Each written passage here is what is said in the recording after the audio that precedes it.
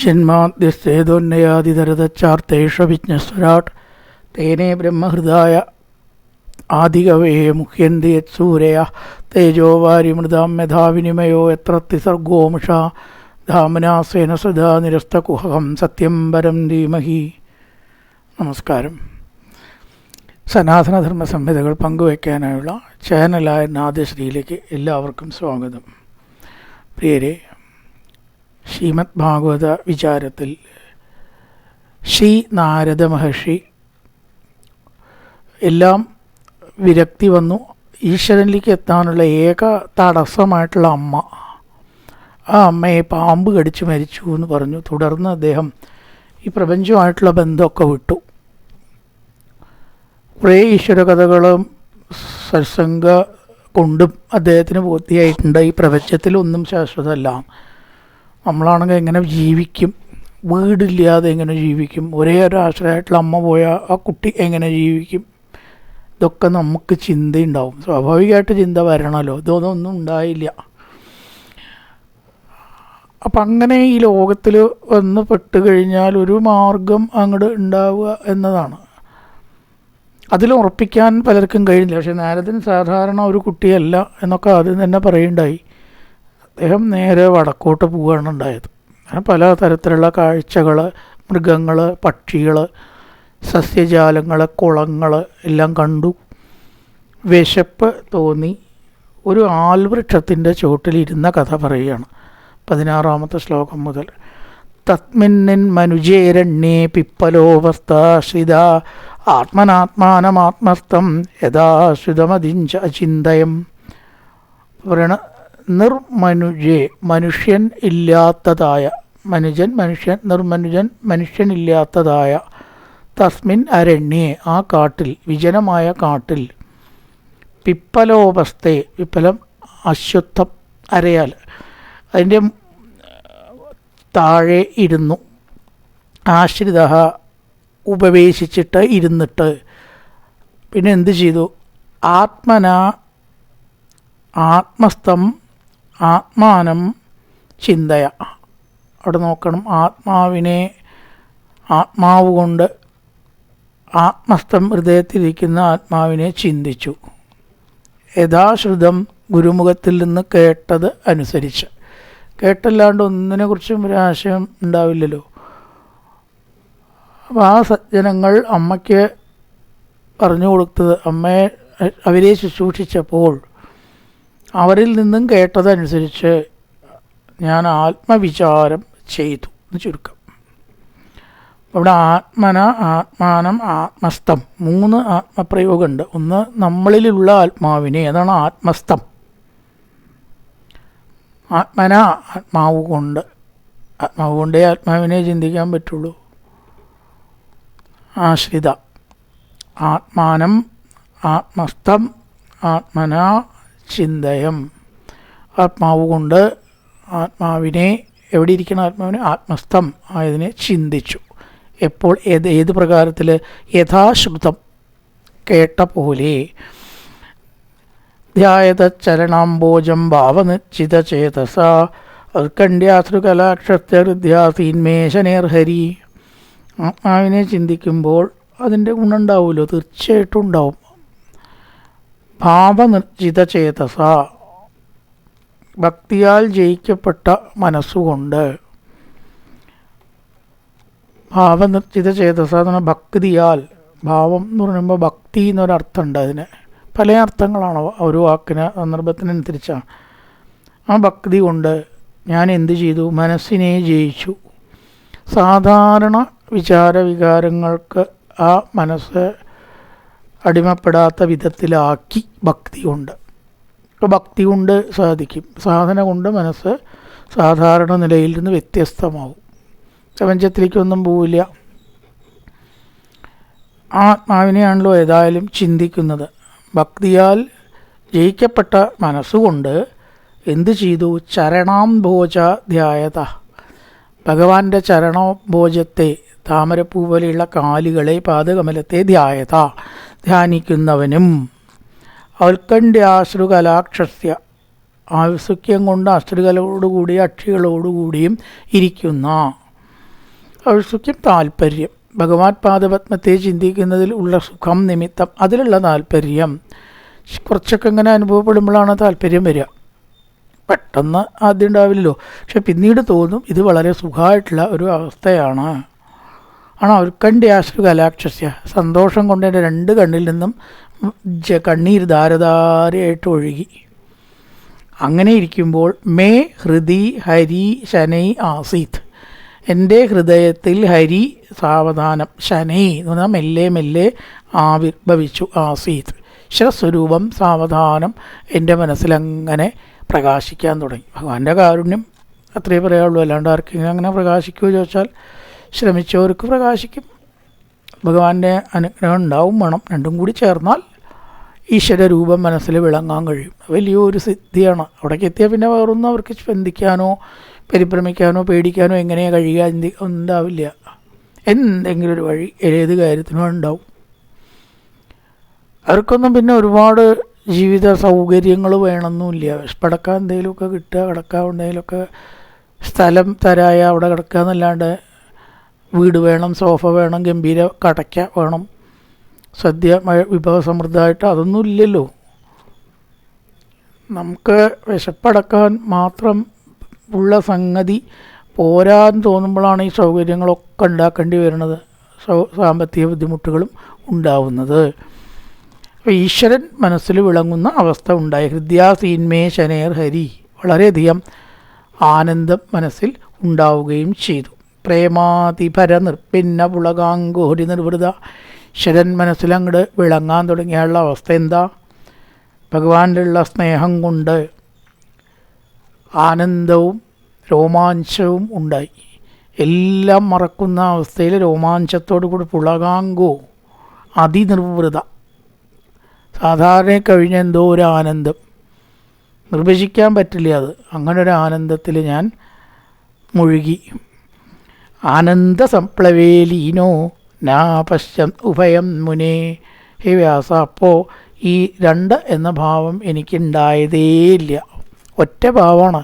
ഈശ്വരഭാവത്തിൽ ലയിച്ചപ്പോൾ ഉഭയം ചിന്ത പോയി. അതിൽ നിന്ന് അന്യമായ ഒരു ചിന്ത എനിക്കില്ല. ഇനി ഒരു സമയം എന്താ ചെയ്യേണ്ടത്, അടുത്ത സമയത്ത് എന്താ വേണ്ടത്, അതൊന്നുമില്ല. അടുത്ത സ്ഥലത്തൊക്കെ എവിടേക്കാണ് പോകേണ്ടത്, അതാണ് ഈ സ്ഥലം സമയം ഇതൊക്കെയാണല്ലോ നമ്മുടെ ബന്ധുക്കളും. ഇതൊക്കെയാണ് നമുക്ക് ബന്ധം ഉണ്ടാക്കണമെന്നാണ്, സ്ഥലവും സമയവും ബന്ധവും. ഇതൊക്കെ മനസ്സിൽ നിന്ന് പോയാൽ ഉഭയം നീങ്ങി. എവിടേക്ക് എന്ന ചിന്തയില്ല, എപ്പോൾ എന്ന ചിന്തയില്ല, ആര് എന്ന ചിന്തയില്ല. ഇത് 3 കാട് നീങ്ങിയ ഉഭയം അല്ലെങ്കിൽ ദ്വൈതം നീങ്ങി എന്ന് പറയാം. ആനന്ദസംപ്ലവേലീനോ നാ പശ്യൻ ഉഭയം മുനേ. എനിക്കങ്ങനെ ഒരു ചിന്തയില്ലാണ്ടായി. രൂപം ഭഗവതോയത്തത് മനഃകാന്തം ശുചാപഹം അപശ്യന്തകതോത്തസ്തേവ ക്ലവ്യാദുർമനായിവ. മനഃകാന്തം ശുചാപഹം ഭഗവത, ഭഗവാന് 2 വിശേഷണമാണ് ഇവിടെ കൊടുത്തത്. എങ്ങനത്തെ ഭഗവത? മനഃകാന്തം ശുചാപഹം ഭഗവത. ഭഗവത എന്നുള്ള പ്രയോഗം ഭഗവാന്റെ ഇതിനാണ് ഭഗവത. എങ്ങനത്തെ? മനഃകാന്തം, മനസ്സിനെ ആകർഷിക്കുന്നത്, മനസ്സിന് മനോഹാരിത കൊടുക്കുന്നത്, നല്ല തോന്നിക്കുന്നതും, ശുചാപകം ശോകത്തെ നശിപ്പിക്കുന്നതും, എല്ലാ ദുഃഖത്തെയും നശിപ്പിക്കുന്നതും, മനസ്സിനെ ആകർഷിക്കുന്നതുമായ ഭഗവത, ഭഗവാന്റെ യത് രൂപം അപശ്യൻ. കുറച്ച് നേരെ മനസ്സിൽ തെളിഞ്ഞുള്ളൂ അത്രേ, പിന്നെ കാണാതായി. അത് നാരദന് വല്ലാത്തൊരു വിഷമം. എന്തേപ്പോൾ ഇത്ര നേരം തെളിഞ്ഞ ആ രൂപം കാണാതാവാൻ? യത് രൂപം അപശ്യൻ, ഇതുവരേക്കും തെളിഞ്ഞ രൂപം കാണാതെ മറഞ്ഞപ്പോൾ വൈക്ലവ്യാത് ദുർമന ഇവ. പ്രസാദം ഭഗവാന്റെ പ്രകാശം ഉണ്ടായപ്പോൾ സന്തോഷമുണ്ടെങ്കിൽ അതില്ലാണ്ടായ ദുഃഖം ഉണ്ടാവണ്ടേ? കോൺവേഴ്സ്ലി എനിക്ക് വല്ലാത്ത ദുഃഖം ഉണ്ടായി. അപ്പോഴാണ് ദുഃഖം എന്നത് ഞാൻ അറിഞ്ഞത്. ഭഗവാൻ മറഞ്ഞപ്പോൾ ദുഃഖം ഉണ്ടായി. വൈക്ലവ്യ, ദുഃഖം കാരണം, ദുർമന, മനസ്സന്തോഷം നശിച്ചവൻ, സഹസ ഉത്തസ്തേ, അവിടുന്ന് എണീട്ടു. അടുത്ത് എണീക്കണമെന്നും തോന്നുന്നില്ല, ഒന്നും തോന്നുന്നില്ല. സന്തോഷം കൊണ്ട് ആ ഇരിക്കണ പാട്ടിൽ അങ്ങോട്ട് ഇരിക്കുക തന്നെ. പക്ഷേ എപ്പോൾ ഈ സ്വരൂപം അപശ്യൻ കാണാതായോ ഒക്കെ സ്വസ്ഥത നഷ്ടപ്പെട്ടു. അപ്പോൾ എണീട്ടു. അപ്പോഴാണ് നമ്മൾ ഈ ചലനം ഉണ്ടാവണമെന്നാണ്. ഈശ്വരഭാവത്തിൽ ചലനം ഉണ്ടാവില്ല. കാരണം അവിടുന്ന് അല്ലാതെ ഒന്നും വേണം എന്ന തോന്നലുണ്ടാവില്ല. ഇതല്ല, എന്താ ഇപ്പം ഇങ്ങനെ വരാൻ? സഹസ ഉത്തസ്തേ. അപ്പം ഞാൻ അവിടുന്ന് എണീറ്റു. എന്താ ഇപ്പോൾ ഇത്ര നേരം പ്രകാശിച്ചതായിട്ടുള്ള ഈശ്വരൻ മറയാൻ കാരണം? രൂപം ഭഗവതോ യത്തത് മനഃകാന്തം, മനസ്സിന് സുന്ദരമായ ശിശാപകം, ദുഃഖത്തെ ഇല്ലാതാക്കുന്ന അവശ്യൻ സകതോത്തസ്തേ വൈക്ലവ്യാദുർമനായവ. മനസ്സിൻ്റെ സന്തോഷം നഷ്ടപ്പെട്ട് ഞാൻ സകതോത്തസ്തേ എഴുന്നേറ്റു. ദിദിക്ഷിത്തതകം ഭൂയപ്പണിതായ മനോഹൃതി വീക്ഷമാണോ വിനാപശൻ അഭിതൃപ്ത ഇവാതുര. അതിനെ കാണാൻ എനിക്ക് വല്ലാത്ത ആഗ്രഹമുണ്ടായി. കാരണം അത്രയേറെ ആനന്ദം തരുന്നതായിരുന്നു ഈശ്വരസ്മരണ. ഭൂയ തത്, അതിനെ ദിദിക്ഷു ദർശിപ്പാൻ ഇച്ഛയോടു കൂടിയവനായിട്ട്, ഭൂയ തത് ദിദിക്ഷു വീണ്ടും അതിനെ കാണാൻ ആഗ്രഹിക്കുന്നവനായിട്ട്, അഹം മന ഹൃദി പ്രണിതായ ഞാൻ മനസ്സിനെ ഹൃദയത്തിൽ ഉറപ്പിച്ചിട്ട്. മനസ്സിനെ പുറത്തേക്ക് പോകുമ്പോൾ ഈശ്വരനെ കാണില്ല, ഉള്ളിൽ ഉറപ്പിച്ചാലേ കാണുള്ളൂ എന്നുള്ളത് കൊണ്ട് അത് തന്നെ വീണ്ടും ഞാൻ പരിശ്രമിച്ച് നോക്കി. ഹൃദയത്തിൽ തന്നെ എൻ്റെ മനസ്സിനെ ഉറപ്പിച്ചിട്ട് വീക്ഷമാണാഭി വീക്ഷിക്കുന്നവനായി. എവിടേക്ക് നോക്കി? ഉള്ളിലേക്ക് എന്നെ നോക്കാനുള്ളൂ, പുറത്തേക്കൊന്നും നോക്കാനില്ല, നോക്കിയാൽ കാണൂല. മനസ്സിനെ ഹൃദയത്തിൽ തന്നെ ഉറപ്പിച്ചിട്ട് ഉള്ളിൽ തന്നെ തിരഞ്ഞു. വീക്ഷമാണോ പി, നോക്കിയെങ്കിലും ന അപശ്യം, കണ്ടില്ല. ഈ സംസ്കൃതത്തിൽ ഈ ഒരു പ്രത്യേകത ഉണ്ട്. എന്താ വെച്ചാൽ അപശ്യൻ ആ കൂട്ടിയാൽ വിപരീതമാവും, വിപരീതം അല്ലാണ്ടാവും. രണ്ടും ഈ ആക്കി ശക്തിയുണ്ട്. ഇവിടെ അപശ്യത് കണ്ടില്ല എന്ന് പറഞ്ഞാൽ ന അപശ്യൻ എന്നാണ് പറഞ്ഞാൽ. ശരിക്കും അപശ്യം എന്ന് പറഞ്ഞാൽ ഞാൻ ചേർക്കേണ്ട ആവശ്യം ഇല്ലല്ലോ, പിന്നെ ഇതിനെ ഞാൻ ചേർത്ത്. ഇവിടെ അപശ്യം എന്ന് പറഞ്ഞാൽ കണ്ടു, പോസിറ്റീവ് എന്ന അർത്ഥത്തിൽ ഇവിടെ ഉപയോഗിച്ചത്. പക്ഷേ സത്യത്തിൽ കാണാതെയാണല്ലോ ഇരുന്നത്. അപ്പം അത് ഞാൻ ചേർത്ത അങ്ങനെ ആക്കിയെന്ന് മാത്രം. സത്യത്തിൽ അപശ്യം എന്ന് പറഞ്ഞാൽ ഇവിടെ ശരിയാവും. നേരത്തെ അങ്ങനെയാണ് പറഞ്ഞത്. അപശ്യൻ സകതോത്തസ്തേ വൈക്ലവ്യ ദുർമനായ. മുമ്പത്തെ ശ്ലോകത്തിലെ അപശ്യൻ എന്നാണ് പറഞ്ഞത്, കാണാതെ. പക്ഷേ ഈ അപശ്യൻ തന്നെ കണ്ടു എന്ന അർത്ഥത്തിലും പ്രയോഗിക്കാം. അപശ്യൻ ചില ക്രിയകൾ അങ്ങനെയുണ്ട്, ആ ചേർത്താലും നെഗറ്റീവ് ആവുന്നതുണ്ട്, ആവാത്തതുണ്ട്. ഇവിടെ ഇപ്പം അപശ്യം എന്ന് പറഞ്ഞാൽ ഞാന്ന് ചേർത്തു ഇപ്പുറത്ത്. ശരിക്കും അപശ്യൻ കണ്ടില്ല എന്ന് തന്നെ പറഞ്ഞാൽ മതി. ഞാൻ അപശ്യൻ എന്ന് പറയേണ്ട ആവശ്യമില്ല. പക്ഷെ ശ്ലോകത്തിലൊരു അക്ഷരം വേണം, അതുകൊണ്ട് ഞാൻ അപശ്യൻ. അഭിതൃപ്ത, നെഗറ്റീവും പോസിറ്റീവും ആവാം അപശ്യൻ എന്ന് പറഞ്ഞാൽ അർത്ഥം. സന്ദർഭത്തിനനുസരിച്ച് അർത്ഥം എടുക്കണം. ഇവിടെ ഈ ഞാൻ വെറുതെ ചേർത്തതാണ്. ഞാനില്ലെങ്കിലും അർത്ഥം കിട്ടും. അപശ്യൻ കണ്ടില്ല എന്ന് തന്നെ വരിക. ന അപശ്യൻ കണ്ടില്ല. അഭിതൃപ്ത ആതുര ഇവ. അങ്ങനെ ഞാൻ തൃപ്തന അല്ലാതെ അഭിതൃപ്ത, ദുഃഖിച്ചിരുന്നു. എന്തോ മനസ്സിൽ അപൂർണത തോന്നി. ദിദിക്ഷുത്തദഹം, കാണാൻ ആഗ്രഹിക്കുന്ന. ദിദിക്ഷുത്തദഹം ഭൂയ പ്രണിതായ മനോഹൃതി, ഹൃദി മനസ്സിനെ ഹൃദയത്തിൽ ഉറപ്പിച്ചിട്ട്, പ്രണിതായ ഉറപ്പിച്ചിട്ട്. വീക്ഷമാണോപി, നോക്കിയെങ്കിലും. നാ അപശ്യം അഭിതൃപ്ത യുവാതിര, കണ്ടില്ല. ഏവം യദന്തം വിജനെ മാമാഹ ഗോചരോ ഗിരാം ഗംഭീരശ്രഷ്മയാ വാച ശുചപ്രശമയന്നിവ. ശുച ദുഃഖം, അതിനെ ഒതുക്കുക. പ്രശമയ, ദുഃഖത്തെ ഒടുക്കുന്ന പോലെ, ദുഃഖത്തെ ഇല്ലാതാക്കുന്നത് പോലെ. ഏവം യദന്തം വിജനെ, ആളുകളില്ലാത്ത വിജനമായ സ്ഥലത്ത്. യദന്ത, പ്രയത്നിക്കുന്ന. ഞാൻ പ്രയത്നിക്കുകയാണ്, ഈശ്വരഭാവം ഉണ്ടാവാൻ വേണ്ടി പ്രയത്നിക്കുന്ന. മാം, എന്നോട്. ഗിരാം അഗോചര, വാക്കുകൾക്ക് വിഷയമല്ലാത്തവൻ ഒരു വാക്ക് കേൾപ്പിച്ചു. ഭഗവാൻ വാക്കുകൾക്ക് വിഷയമല്ല. നമ്മുടെ ഗിരാം അഗോചര, ഗിര എന്ന് പറഞ്ഞാൽ വാക്ക്, അതിന് അഗോചരനായ, വിഷയമല്ലാത്തവൻ. വാക്കുകൾക്ക് വിഷയമല്ലാത്തവൻ വാക്കുകൾ എനിക്ക് കേൾപ്പിച്ചു. അശരീരി എന്നർത്ഥം. ഗംഭീരസ്നഗ്നയ, ഗംഭീരമായും ശ്രേഷ്ഠമായിട്ടുള്ളത് ശുദ്ധമായതും ആയ, ശ്രേഷ്ഠം എന്നുള്ള വാക്കിന് തന്നെ സന്ദർഭത്തിനനുസരിച്ചാണ് അർത്ഥം. ശുദ്ധമായ ഒക്കെ ഇവിടെ എടുക്കാം, ശ്രേഷ്ഠമായ. ഭഗവാന്റെ വാക്കാവുമ്പോൾ അതിന് എന്തൊക്കെയാണ് പറയേണ്ടത്? വളരെയധികം ശ്രേഷ്ഠവും സുലഭമല്ലാത്തതും ആയ വിശിഷ്ടമായ വാക്കുകൾ. വാച, എൻ്റെ സങ്കടത്തെ ഇല്ലാതാക്കി ഭഗവാന്റെ ഒരു അശരീരി ഞാൻ കേട്ടു എന്ന് ചുരുക്കം. ഗംഭീരഷ്ണയാവാച ശുചപ്രശമയന്നിവ. ശുച ദുഃഖം, എൻ്റെ ദുഃഖത്തെ പ്രശമിപ്പിക്കുന്ന പോലെ ഉള്ള ആ വാക്ക് ഞാൻ കേട്ടു. എന്താണ് അശരീരി കേട്ടത്? അതാണ് അടുത്ത ശ്ലോകം. ഹന്താത്മിഞ്ജന്മനി ഭവാൻ മാമാ ദ്രഷ്ടുമികാർഹസി അവിഭക്വകഷായാണാം ദുർദർശോഹം കുയോഗിനാം.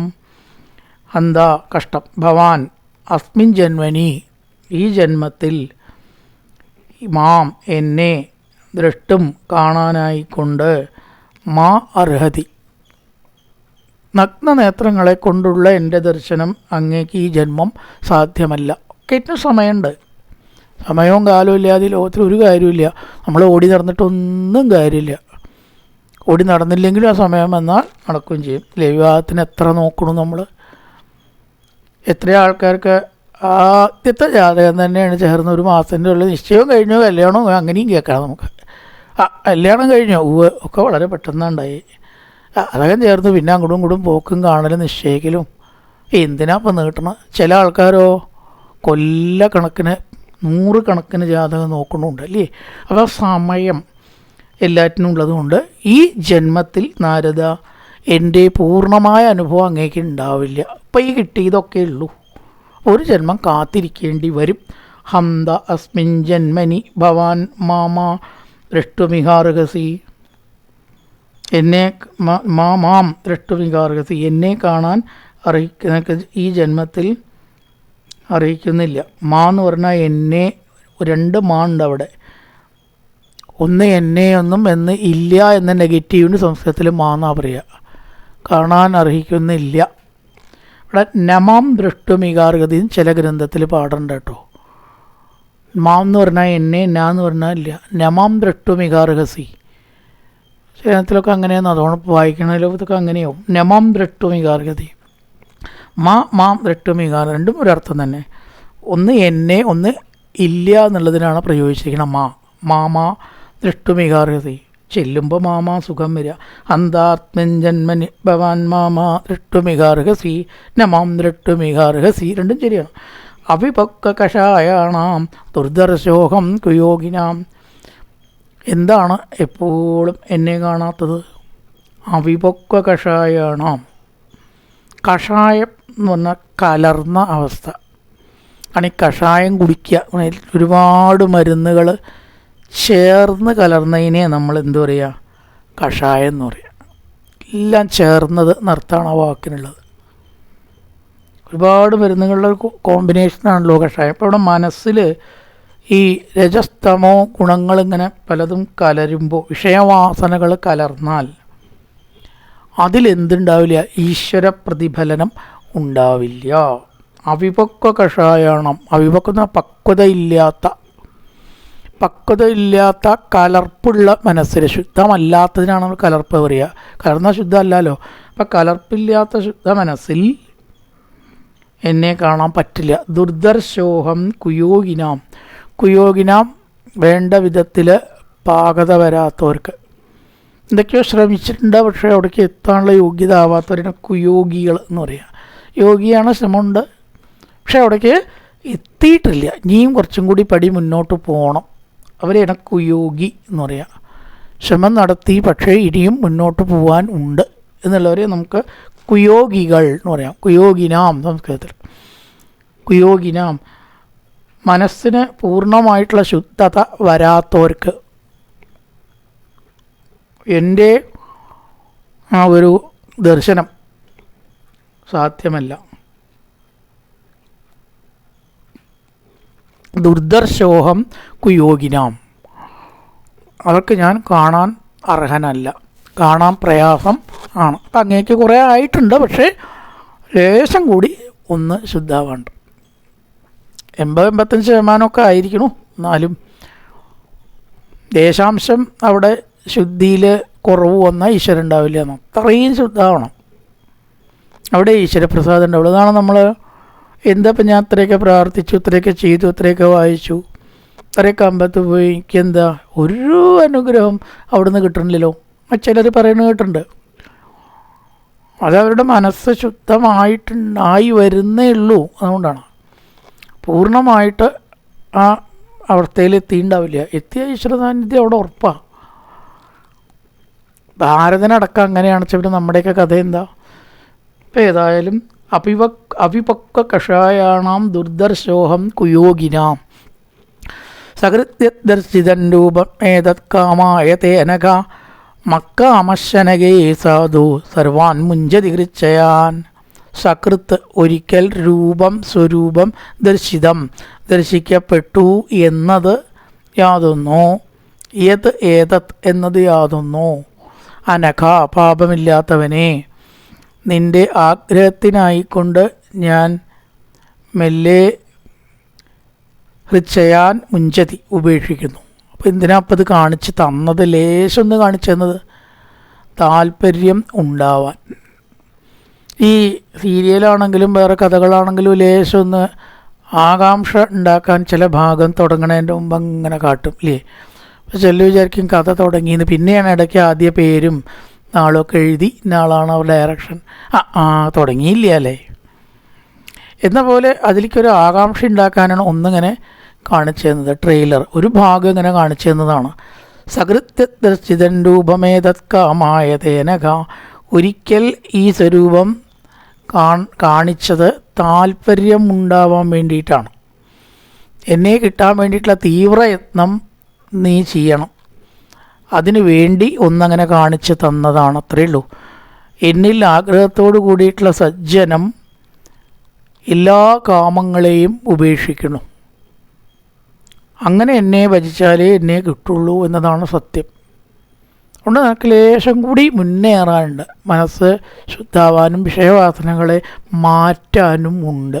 കുറേയൊക്കെ ആയിരിക്കണം കൂടിയാണ്ടായാൽ നിനക്ക് എൻ്റെ പൂർണ്ണാനുഭവം അടുത്ത ജന്മത്തിൽ ഉണ്ടാവും. ഈ ജന്മം ഉണ്ടാവില്ല. മത് കാമശനകേ സാധു സർവാൻ മുഞ്ചതി ഹൃച്ചയാൻ. എന്നെ കാണേണ്ട ഒരാൾ ആഗ്രഹം വന്ന് കിട്ടിയാൽ മതി എന്നാണ്.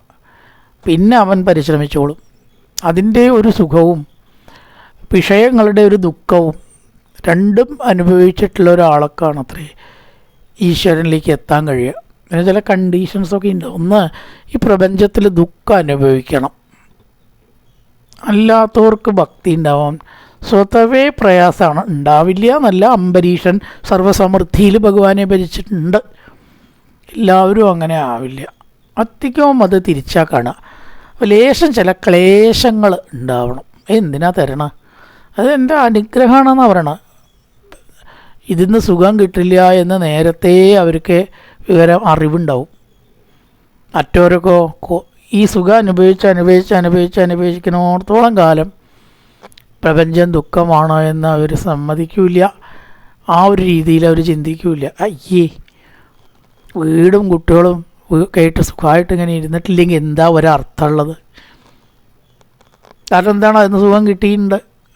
സുഖമല്ല കിട്ടിയിരിക്കുന്നത്, സുഖമാണ് എന്ന തോന്നൽ കിട്ടിയിട്ടുണ്ട്. ആ തോന്നലിൽ അവൻ പിടിച്ച് നിൽക്കുകയാണ്.